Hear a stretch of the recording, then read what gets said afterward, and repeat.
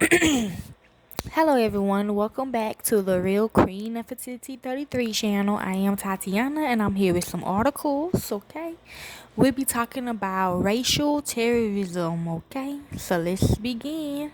Here's a picture, which is happening now, okay? I'm also hearing it regarding the African Americans that's really doing it, okay? So let's begin. After the Civil War and into the 20th century, black communities were targeted. See, we black, all colors, we black. Was targeted for attack by white mobs, which included them, intent on maintaining white supremacy. Devastating acts of violent violence often was preceded by black political and economic progress through allegations of interracial romance and other perceived breaches of the racial order. Who interracial romance can be anything, okay? It could be, you just accept everybody, okay? So like that. In 1921, after an alleged encounter between a young black man and white woman in an elevator, whites attacked the thriving black Greenwood district in Tulsa, Oklahoma.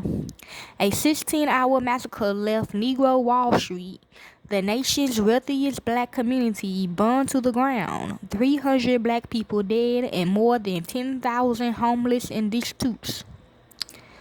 Countless black communities suffered similar fates during this era, including Rosewood, Florida, 1923, Elaine, Arkansas, 1919, East St. Louis, Illinois, 1917, Forsyth County, Georgia, 1912, Slocum, Texas, 1910, Thibodaux, Louisiana, 1887, and Aubusson, Louisiana, 1868.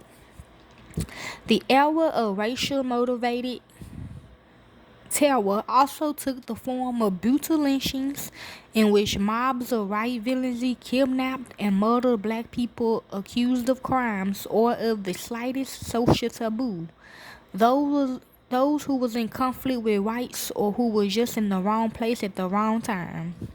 In 1866, the morning after racial conflict between black and white settlers in a refugee camp near Pine Bluff, Arkansas, which I remember, the bodies of 24 black men, women, and children was found hanging from trees. Okay, that is part of This is part of the history of racial injustice. Let me find another one. Okay.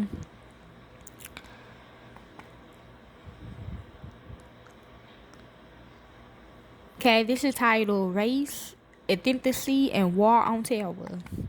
The unofficial war on terror that began in the wake of the September 11, 2001 terror attacks in the United States expanded a wide range of former social controls as well as more informal methods of punishing control that were disproportionately directed towards Muslims, Arabs, Middle Easterners, and those who were perceived to be true. Although terrorism had been racialized long before 9/11, this event galvanized American support for sweeping new policies and practices that specifically targeted racial and ethnic minorities, particularly those who was immigrants. See?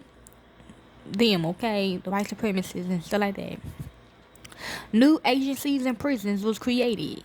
Individual rights and civil liberties were restricted, and acts of hate and discrimination against those who were racially, ethnically, and religiously stereotyped as potential terrorists increased.